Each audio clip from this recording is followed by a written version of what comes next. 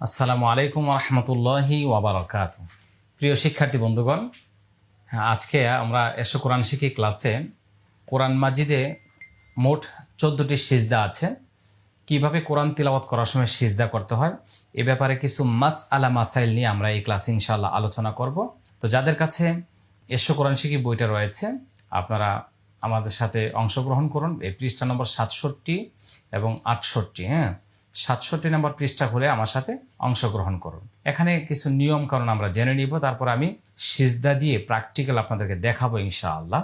পবিত্র কোরআনুল কারিমের এমন কিছু আয়াত রয়েছে যেগুলোর তিলাওয়াত করলে বা শুনলে পাঠক ও শ্রোতাকে আল্লাহর উদ্দেশ্যে একটি সিজদা করতে হয় বা দিতে হয়।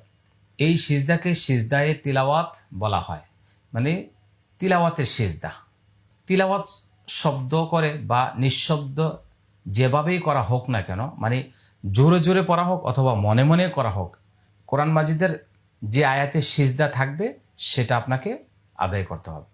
তবে একই আয়াতে বারবার পড়লে তিলাওয়াত শেষে একবার সিজদা করলে যথেষ্ট হবে। এই মাসআলা শুরু হলো। মনে করেন আপনি একটা সিজদার আয়াত অনেকবার পড়ছেন বা হিফজ করছেন, মুখস্থ করছেন, তাহলে আপনাকে অনেকবার পড়তে হবে। তাহলে আপনি কি যতবার বলবেন ততবারই সিজদা করবেন? না।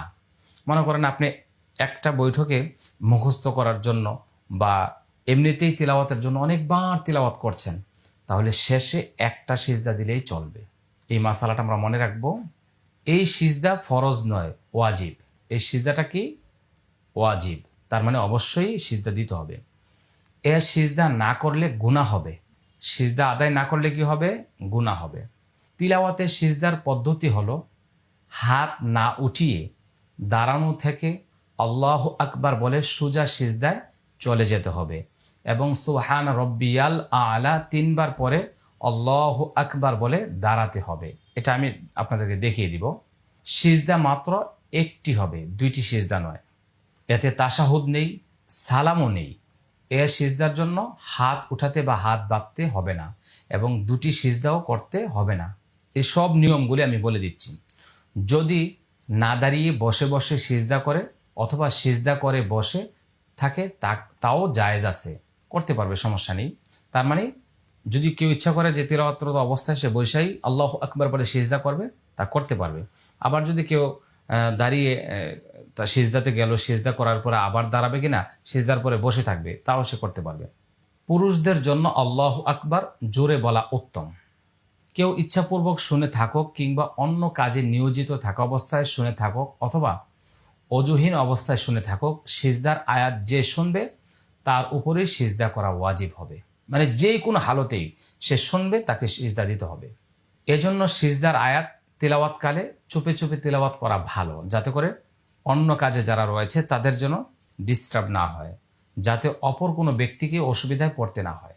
নামাজ শুদ্ধ হওয়ার জন্য যেসব শর্ত আছে, যেমন অজু থাকা, জায়গা পাক, শরীর পাক, কাপড় পাক এবং কিবলামুখী হওয়া, তিলাওয়াতের সিজদার জন্য এগুলি লাগবে। তিলাওয়াতের সিজদার জন্য কি কি লাগবে? অজু থাকতে হবে, যেখানে সিজদা দিবে জায়গাটা পবিত্র হতে হবে, শরীর পবিত্র হতে হবে, কাপড় চোপড় যা থাকবে সেটা পবিত্র থাকতে হবে এবং কিবলামুখী হয়ে তারপরে সিজদা আদায় করতে হবে। নামাজের সিজদা যেভাবে আদায় করতে হয় তিলাওয়াতের সিজদাও সেভাবে আদায় করতে হবে। কেউ কেউ কোরআনে কারিমের উপর সিজদা করে, এতে সিজদা আদায় হবে না। কোরআনটা নিচে রেখে তার উপরে সিজদা করে না, এমনটা না। জমিনেই বা যেখানে সিজদা দেওয়ার মতো জায়গা আছে সেটা আপনি করবেন। বুঝমান নাবালেগ শিশু থেকে সিজদার আয়াত শুনলেও শ্রোতার ওপর সিজদায়ে তিলাওয়াত ওয়াজিব হবে।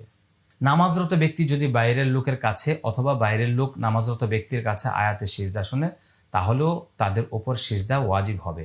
তবে নামাজরত ব্যক্তি নামাজ শেষ করে আলাদাভাবে সিজদা আদায় করবে। তাহলে আমরা গুরুত্বপূর্ণ কিছু মাসআলা জেনে নিয়েছি। যদি এছাড়াও সিজদা সংক্রান্ত কোনো বিষয় আপনাদের জানার প্রয়োজন হয়, আমাদের ইউটিউব চ্যানেলে আমাদের এর উপরে আরও একটি ভিডিও রয়েছে, জিটিভিতে আমরা ভিডিও করেছিলাম, ওখানে আরও বিস্তারিতভাবে আমি বলেছি, সেটাও আপনারা দেখতে পারেন। এছাড়াও আপনাদের বিশেষ প্রয়োজন হলে কমেন্টে আপনারা কমেন্টস করতে পারেন, আমরা সেটার উত্তর দেওয়ার চেষ্টা করবো ইনশাআল্লাহ।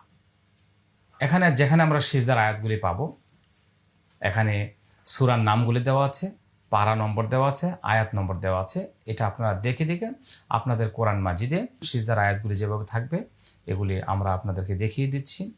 এবার আমরা আপনাদেরকে সিজদার করার সিস্টেমটা দেখিয়ে দিব ইনশাআল্লাহ।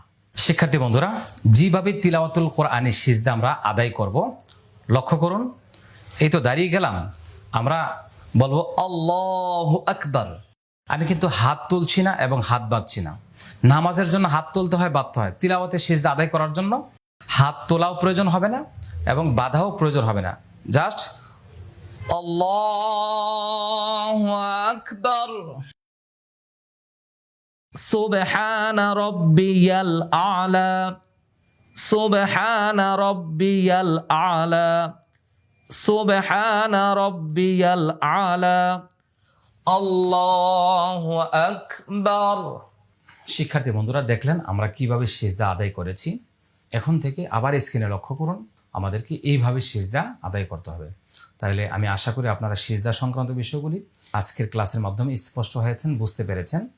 আমরা এখন থেকে যখনই সিজদার আয়াত তিলাওয়াত করব বা শুনবো, সাথে সাথে সিজদা আদায় করে নিব। হ্যাঁ, ইনশাআল্লাহ। আল্লাহ সুবহানাহু ওয়া তাআলা আমাদের সবাইকে তৌফিক দান করুন। আমরা এই ক্লাসটি অন্যর কাছে শেয়ার করে ছড়িয়ে দিব। আল্লাহ তাআলা আমাদের সবাইকে কবুল করুন। আর আমাদের এশো কোরআন শিখি বই তাজবিদ কালার কোরআন মাজিদ ভিডিও মেমোরি কার্ড সংগ্রহ করার জন্য স্ক্রিনে দেওয়া নম্বরে যোগাযোগ করুন। আসসালামু আলাইকুম ওয়া রাহমাতুল্লাহি ওয়া বারাকাতুহু।